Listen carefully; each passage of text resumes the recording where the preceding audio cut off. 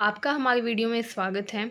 आज इस वीडियो में हम पढ़ेंगे क्लास 6 की पॉलिटिकल साइंस के चैप्टर 4 के बारे में, जिसका नाम है की एलिमेंट्स ऑफ डेमोक्रेटिक गवर्नमेंट।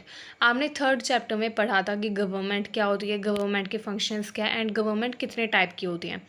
आज इस चैप्टर में हम मेनली डेमोक्रेटिक गवर्नमेंट के बारे में पढ़ेंगे। डेमोक्रेटिक गवर्नमेंट यानी कि वो गवर्नमेंट जो लोगों के द्वारा अपॉइंट की जाती है, उसके कुछ की एलिमेंट्स को यानी कि उसकी कुछ मुख्य बातों पर हम नज़र डालेंगे एंड जानेंगे।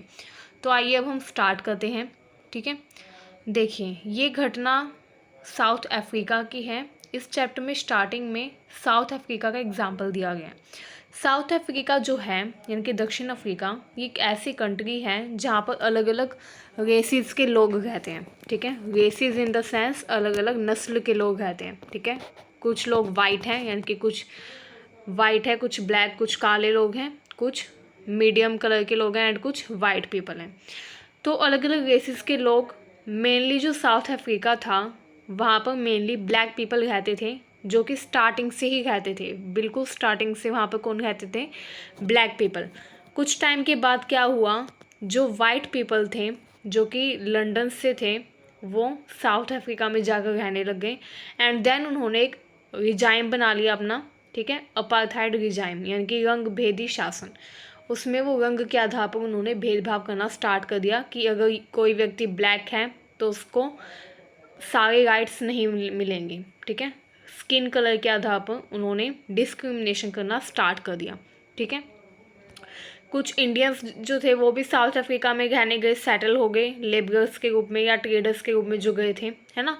वो थे मीडियम कलर के, ना ज़्यादा वाइट ना ब्लैक, है ना। तो इस तरह से अलग अलग नस्ल के लोगों का घर बन गया साउथ अफ्रीका। ठीक है, तो अब हम इसमें कहानी पढ़ेंगे एक लड़की की जिसका नाम है माया नैदू। ठीक है, 11 साल की यानी कि 11 साल की वो लड़की थी, साउथ अफ्रीका में रहती थी, साउथ अफ्रीका के एक टाउन जोहान्सबर्ग में। ठीक है, वो अपनी मदर की मदद कर रही थी, हेल्प कर रही थी सफाई करने में। ठीक है, पुराने बॉक्सेस को जब उसने खोला तो उसने एक स्क्रैप बुक देखी वहाँ पर, जिसमें बहुत सारी पिक्चर्स थी, आर्टिकल्स थे न्यूज़पेपर के। उन पिक्चर्स में उसने एक पिक्चर देखी जिसमें एक छोटा सा लड़का था स्कूल में जाने वाला। ठीक है, 15 साल का वो तकरीबन था एज में। ठीक है, देन जो माया थी उसने अपनी मदर से पूछा कि मम्मी कि ये जो लड़का है ये कौन है। ठीक है, इसकी तो एज भी कम है, तो इसकी इतनी कम एज में न्यूज़पेपर में पिक्चर क्यों है, न्यूज़पेपर के आर्टिकल में पिक्चर क्यों है। तो उसने ये पूछा क्योंकि बच्चों को तो जिज्ञासा होती है ना। तो उसकी मदर ने बताया कि ये हेक्टर पीटरसन है। ठीक है, एंड इनको शूट कर दिया गया था पुलिस के द्वारा, मतलब कि पुलिस ने इनको गोली मार दी थी। तो वो काफ़ी ज़्यादा शॉक्ड हो गई कि इतने छोटे बच्चे को उसने ऐसा क्या अपराध कर दिया, क्राइम कर दिया कि उसको गोली मारनी पड़ी। तो उसकी मदर एक्सप्लेन करती है दैट साउथ अफ्रीका जो था वो पहले अपार्थाइड लॉज यानी कि रंग भेदी कानूनों के द्वारा शासित होता था, मतलब कि रंग भेदी कानून बनाए हुए थे एंड उन्हीं को इम्प्लीमेंट किया हुआ था। अपार्थाइड का मतलब होता है सेपरेशन कर देना। ठीक है, ऑन बेसिस ऑफ रेस यानी कि नस्ल के आधार पर। ठीक है, स्किन कलर के आधार पर सेपरेशन यानी कि अलगाव की स्थिति उत्पन्न कर देना। ठीक है, कि अगर कोई व्यक्ति ब्लैक है तो उसको इस काम को करने की इजाज़त नहीं होगी, respected jobs only white people को मिलेगी, ब्लैक पीपल को नहीं मिलेगी। तो इस तरह से भेदभाव उनके साथ किया जाता था। ठीक है, अब ऐसे कानून बना रखे थे जिसके द्वारा अलग अलग रेसिस के जो लोग थे उनको इजाज़त नहीं थी, ठीक है, परमिशन नहीं थी कि वो एक दूसरे के साथ घुले मिले, उनसे बातें करें, दोस्ती करें। ठीक है, एंड कॉमन फैसिलिटीज़ भी उनको प्रोवाइड नहीं की गई थी। माया को अपने कानों पर यकीन नहीं हुआ। ठीक है, उसकी मदर जब ये बता रही थी तो वो काफ़ी गुस्से में दिख रही थी। उसकी मदर की आवाज़ से लगा था कि उसकी मदर के अंदर कितना ज़्यादा गुस्सा था उस टाइम को याद करते हुए, है ना। एंड उसकी मदर ने जिस तरीके से अपार्थाइड रिजाइम के बारे में बताया तो माया को भी काफ़ी दुख हुआ।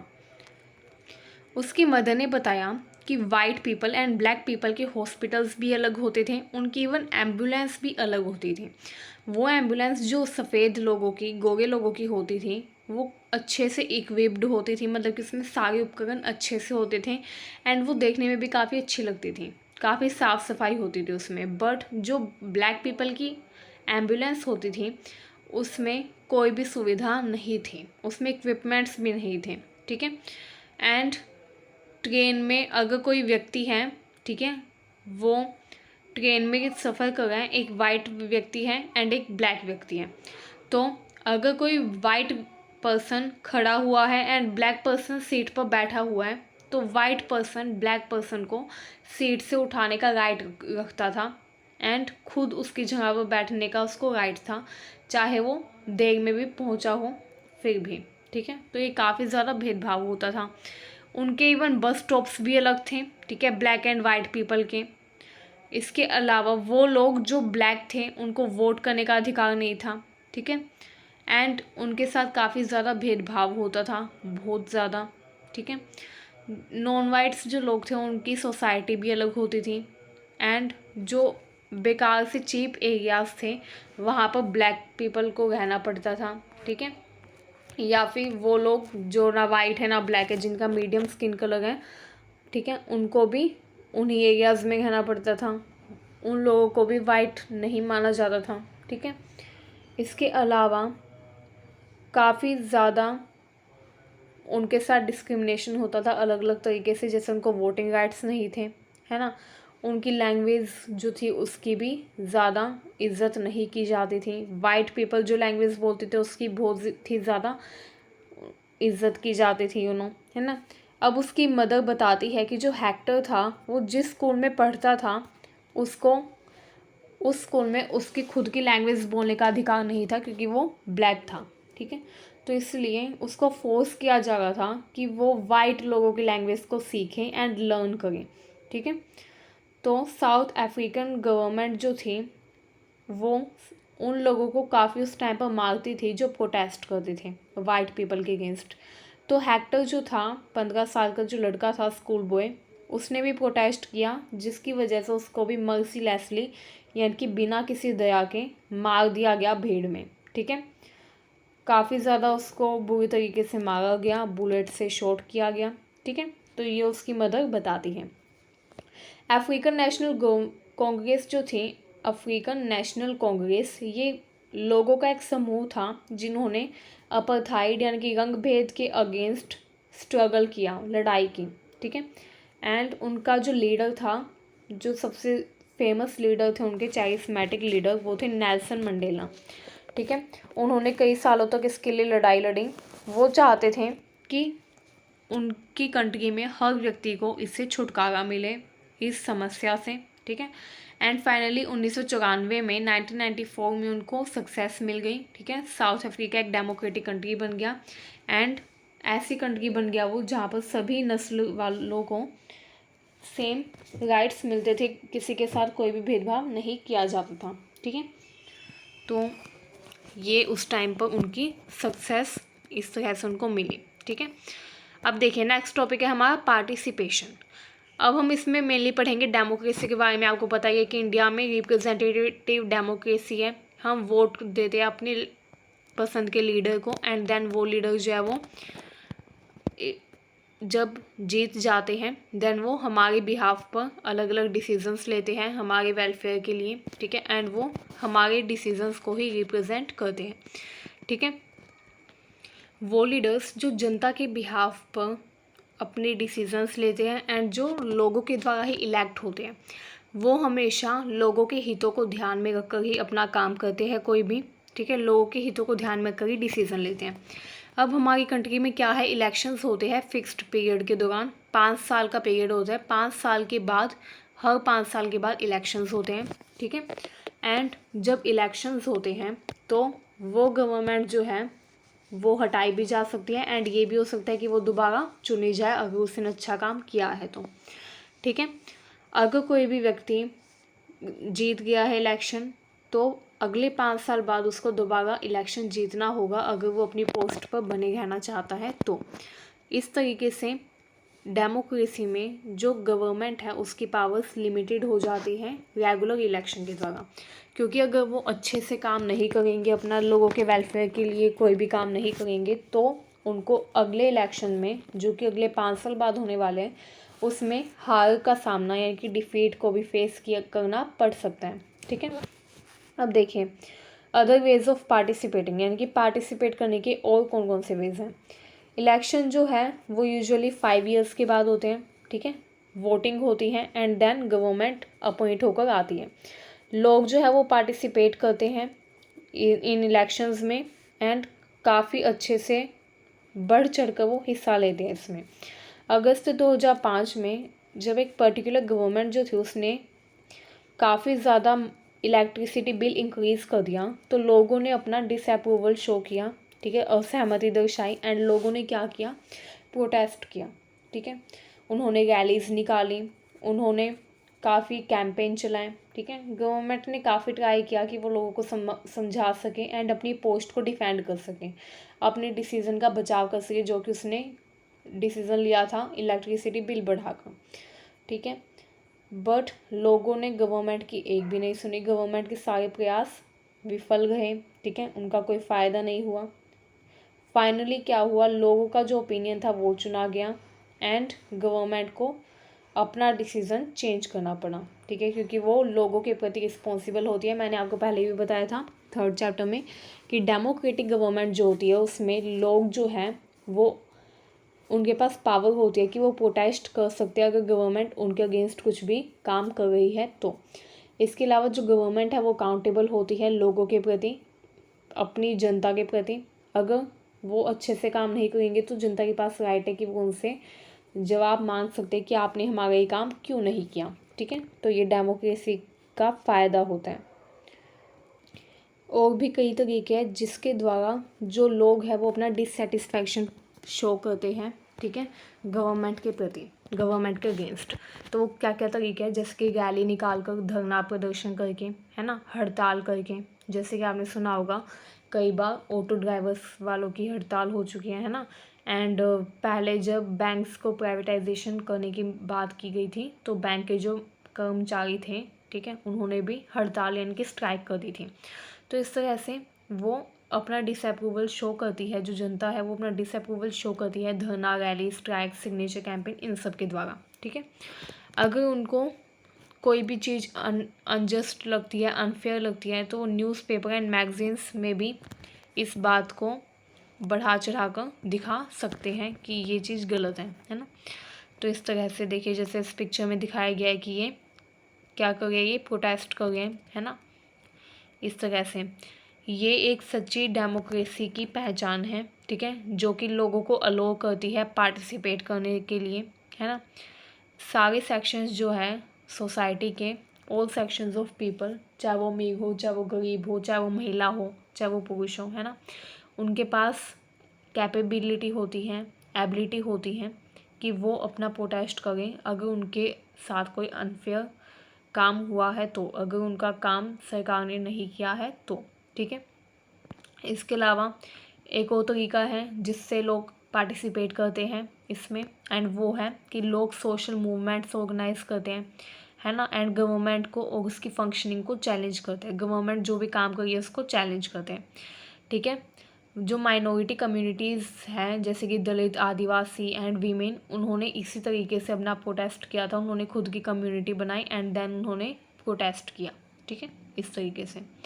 अब देखिए, अगर एक कंट्री जो है उसके अगर जो लोग हैं वो जागरूक हैं, अलर्ट हैं, ठीक है, तो वो जो कंट्री में चलने वाली जो गवर्नमेंट है वो भी विजिलेंट होकर काम करेगी। अगर लोग विजिलेंट है तो गवर्नमेंट भी अपना काम अच्छे से करेगी। तो किसी भी डेमोक्रेसी में ये काफ़ी ज़्यादा इम्पोर्टेंट होता है कि जो जनता है वो विजिलेंट हो एंड अलर्ट हो। ठीक है, एंड उसको अपने हितों के बारे में पता हो, ताकि गवर्नमेंट जो है वो भी अपना काम अच्छे से करे। ठीक है, अब हम अपने नेक्स्ट टॉपिक पर आते हैं। हमारा नेक्स्ट टॉपिक है नीड टू रिसोल्व कन्फ्लिक्ट, यानी कि हमको कन्फ्लिक्ट को सोल्व करने की क्या ज़रूरत होती है। ठीक है, देखिए आपको तो पता ही है कि कन्फ्लिक्ट जो है कभी वो छोटे पैमाने पर होते हैं, कभी वो काफ़ी ज़्यादा वॉयलेंस वाला अपना रूप ले लेते हैं, है ना। तो कभी कभी ऐसा होता है कि लोग इतना ज़्यादा प्रोटेस्ट कर देते हैं कि उससे कई लोगों को नुकसान हो सके फिज़िकली एंड मेंटली। तो ऐसे नुकसान को रोकने के लिए ही गवर्नमेंट को इंटरफेयर करना होता है, ठीक है। कन्फ्लिक्ट जो है वो होते हैं, कब होते हैं कन्फ्लिक्ट तब होते हैं जब अलग अलग कल्चर, रिलीजन या फिर अलग अलग इकोनॉमिक बैकग्राउंड या अलग अलग क्षेत्र के लोग एक दूसरे के साथ अच्छे से नहीं रह पाते, ठीक है। उनकी सोच अलग होती है, उनकी आइडियोलॉजी अलग होती है, एंड उनके बीच में जब किसी ना किसी बात को लेकर विवाद उत्पन्न होने लग जाता है तो क्या होता है, तो कन्फ्लिक्ट क्रिएट होने लग जाता है। या फिर कन्फ्लिक्ट तब भी होता है जब उनको फील होता है कि दूसरा जो ग्रुप है वो हमसे ज़्यादा शक्तिशाली है, उसको ज़्यादा राइट दिए गए हैं एंड वो हमको दबाने की कोशिश कर रहा है। अगर लोगों के मन में ये विचार आ जाए, ठीक है, ये थॉट आ जाए कि वो डिस्क्रिमिनेट हो गए हैं किसी के द्वारा या किसी भी कारण से, तो भी वो कन्फ्लिक्ट करते हैं। कन्फ्लिक्ट जो है उसमें वोलेंस भी हो सकता है, ठीक है। वोलेंट तरीके से भी हो सकता है वो, जैसे कि लोग अपनी बात को आगे रखने के लिए वेपन्स का यूज़ भी कर सकते हैं, है ना, हथियारों का यूज़, जैसे आपने कई बार देखा होगा जिन्हें हम दंगे का नाम देते हैं, है ना। तो ये बिल्कुल सही नहीं होता। अगर प्रोटेस्ट करना है तो लोगों को शांतिपूर्वक ढंग से पीसफुली करना चाहिए, ठीक है। गवर्नमेंट जो है वो काफ़ी अहम रोल प्ले करती है ऐसे टाइम में, ऐसे कन्फ्लिक्ट्स को रिसोल्व करने में, ठीक है। ये देखिए कभी कभी क्या होता है, रिलीजियस प्रोसेशन जब निकाले जाते हैं, जैसे कि लोग जो है वो अपने फेस्टिवल को सेलिब्रेट करने के लिए जब प्रोसेशन निकालते हैं, जिसको हम हिंदी में बोलते हैं कि एक शोभा यात्रा टाइप जो होता है ना। तो जब वो ऐसे रिलीजियस प्रोसेशंस निकालते हैं या सेलिब्रेशन करते हैं तो कभी कभी कन्फ्लिक्ट हो जाता है, ठीक है। क्योंकि कन्फ्लिक्ट आपको पता ही है कि एक कंट्री में अलग अलग तरह के लोग रहते हैं, अलग अलग आइडियोलॉजी वाले, है ना, एंड डाइवर्सिटी काफ़ी ज़्यादा है हमारी कंट्री में, तो कन्फ्लिक्ट होने के चांसेस इंक्रीज़ हो जाते हैं, ठीक है। ऐसे टाइम में गवर्नमेंट जो है वो पुलिस के द्वारा ऐसे जो कन्फ्लिक्ट्स हैं उनको रोकने का प्रयास करती है। जो पुलिस है वो इंश्योर करती है कि वोलेंस ना हो पाए, ठीक है। अब वोलेंस जो है वो कई रूपों में हो सकता है, जैसे लोग जो है वो स्टोन्स फेंक कर, यानी कि पत्थर फेंक कर भी ऐसे रिलीजियस प्रोसेशंस को रोकने की कोशिश कर सकते हैं, है ना। तो इस तरह के जो वोलेंस होते हैं वो काफ़ी ज़्यादा गंभीर रूप ले लेते हैं, है ना। तो इनको रोकने का प्रयास पुलिस के द्वारा एंड गवर्नमेंट के द्वारा हर टाइम किया जाता है। कभी कभी कन्फ्लिक्ट स्टेट्स के बीच में भी हो जाता है। अभी हमने पढ़ा कि कन्फ्लिक्ट एक जगह के लोगों के बीच में होगा, ठीक है। अब हम पढ़ेंगे कि क्या स्टेट के बीच में भी कन्फ्लिक्ट हो सकता है। तो मैं आपको बोलूँगी कि हाँ, स्टेट्स जो हैं, अलग अलग राज्य, उनके बीच में कन्फ्लिक्ट हो सकता है। उनके बीच में कन्फ्लिक्ट मेनली रिवर के कारण, रिवर वाटर शेयरिंग के कारण होता है एंड बॉर्डर डिस्प्यूट होता है, ठीक है। रिवर जो है वो एक स्टेट से फ्लो होती हैं एंड दूसरे स्टेट में जाती हैं, तो ऐसे एक नदी जो है वो कई राज्यों से होकर गुजरती है ना। तो उसके वाटर को शेयर करने को लेकर भी कभी कभी कन्फ्लिक्ट हो जाता है। जैसे कि एग्जांपल के लिए आपने सुना होगा कावेरी वाटर डिस्प्यूट, ठीक है, कर्नाटक और तमिलनाडु के बीच में हुआ, है ना। The water stored in Krishna Raja Sagar dam, मतलब कि वो पानी जो कृष्णा राजा सागर डैम में स्टोर किया गया था कर्नाटक में, ठीक है, उसको इरिगेशन यानी कि सिंचाई के लिए स्टोर किया गया था, ठीक है। किस लिए स्टोर किया था? सिंचाई के लिए। जबकि जो मैटर डैम था, ठीक है, तमिलनाडु में, उन्होंने वाटर को स्टोर किया था क्रॉप्स को ग्रो करने के लिए, ठीक है, अपने क्षेत्र में। तो दोनों ने मेनली इसी के लिए यूज़ किया था, सिंचाई के लिए, है ना। बट कन्फ्लिक्ट हुए इन दोनों के बीच में, क्योंकि इन दोनों ने कहा कि तुम्हारे जो डैम है, कर्नाटक एंड तमिलनाडु की गवर्नमेंट के बीच में कन्फ्लिक्ट क्यों हुआ? क्योंकि उन्होंने कहा कि इन दोनों के जो डैम है वो सेम नदी का पानी लेते हैं, है ना। तो इस बात को लेकर क्या हुआ, उनके बीच में विवाद हो गया। तो विवाद जो है वो कभी कभी छोटे कारणों से हो सकता है, छोटी छोटी बातों पर हो सकता है एंड गंभीर रूप ले सकता है। उनके बीच में कन्फ्लिक्ट ये हुआ कि तमिलनाडु की गवर्नमेंट ज़्यादा पानी यूज़ करती है, जबकि कर्नाटक की गवर्नमेंट कम पानी कर्नाटक की गवर्नमेंट को फिर मिल पाता है, जिससे कर्नाटक के जो लोग हैं, जो बेंगलुरु एंड कर्नाटक के लोग हैं, उनकी जो नीड्स है वो फुलफ़िल नहीं हो पाती। तो इस तरह की बातों को लेकर उनके बीच में कन्फ्लिक्ट हुआ था। एंड जब ऐसे कन्फ्लिक्ट होते हैं स्टेट्स के बीच में, तो सेंट्रल गवर्नमेंट जो है वो इंटरफेयर करती है, उसको ऐसी बातों को ऐसी डिस्प्यूट्स को सॉल्व करने में किसको अहम रोल प्ले करना होता है, सेंट्रल गवर्नमेंट को। एंड इसमें वो सुप्रीम कोर्ट की भी मदद ले सकती हैं। ठीक है, अब दो मेन जो आइडियाज़ हैं डेमोक्रेसी के, ठीक है, जो दो की आइडियाज़ हैं डेमोक्रेटिक गवर्नमेंट के, वो है कि democratic government equality and justice को प्रोवाइड करवाती है अपने लोगों को। ठीक है, डेमोक्रेटिक गवर्नमेंट जो है वो अपनी जनता को इक्वालिटी यानी कि समानता और जस्टिस यानी कि न्याय का अधिकार देती है। ठीक है, उनको जनता से नहीं छीनती बल्कि जनता को राइट प्रोवाइड करवाती है। तो ये मेन पहचान और फ़ायदा है डेमोक्रेसी का। अब जैसे कि आपने पहले देखा कि पहले अनटचेबिलिटी काफ़ी ज़्यादा थी हमारी कंट्री में, बट बाद में जो डेमोक्रेटिक गवर्नमेंट आई उसने क्या किया, अनटचेबिलिटी को कम्प्लीटली एबोलिश किया, है ना। एंड ऐसा कानून बनाया जो कि अनटचेबिलिटी का विरोध करता था। एंड अनटचेबिलिटी को करने वाले व्यक्ति को सज़ा का प्रावधान दिया गया कि अगर कोई व्यक्ति अनटचेबिलिटी का सपोर्ट करेगा तो उसको सज़ा दी जाएगी, पनिशमेंट दी जाएगी, है ना। तो इस तरह के कानून बनाए गए। एंड कुछ लोग थे जिनको एजुकेशन का अधिकार नहीं था, जैसे कि दलित लोगों को, वीमेन को, है ना, तो उनको एजुकेशन का राइट प्रोवाइड करवाया।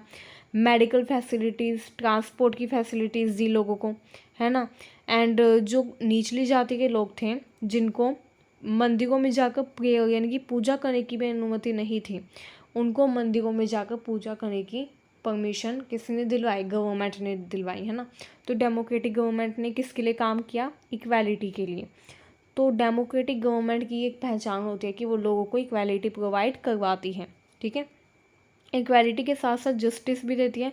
अगर लोगों के साथ डिस्क्रिमिनेशन हुआ हो, अगर किसी व्यक्ति के साथ इन राइट्स के बावजूद डिस्क्रिमिनेशन हो जाए तो उसको जस्टिस यानी कि न्याय कौन दिलवाता है, गवर्नमेंट, है ना, by help of supreme court और हाई कोर्ट, है ना। तो ये काफ़ी इंपॉर्टेंट बात है जो कि आपको अपने दिमाग में रखनी होगी, है ना। गवर्नमेंट जो है वो रिकॉग्नाइज़ करती है कुछ स्पेशल प्रोविज़न्स यानी कि कुछ खास प्रावधान गवर्नमेंट ने बनाए हैं सोसाइटी के अंदर उन लोगों के लिए जिनको अनइक्वल माना जाता था पहले। ठीक है, जैसे कि रिजर्वेशन की पॉलिसी बनाई है ना। एंड पहले ये माना जाता था कि बॉय चाइल्ड जो है यानी कि बॉय चाइल्ड को ज़्यादा प्रमोट किया जाता था, गर्ल चाइल्ड को मार दिया जाता था, है ना। बट फिर क्या किया, इस टेंडेंसी को चेंज किया गवर्नमेंट ने, उन्होंने स्लोगन भी दिया कि बेटी बचाओ, है ना। तो इस तरह से उन्होंने क्या किया, काफ़ी ज़्यादा राइट्स भी बनाए एंड लोगों के अंदर जागरूकता भी फैलाई कि क्या करना सही है एंड क्या करना गलत है। इस तरह से एक तो उन्होंने इक्वालिटी का प्रोविज़न बनाया एंड लोगों के लिए जस्टिस को भी इंश्योर किया by help of supreme court and high court and state court also, है ना।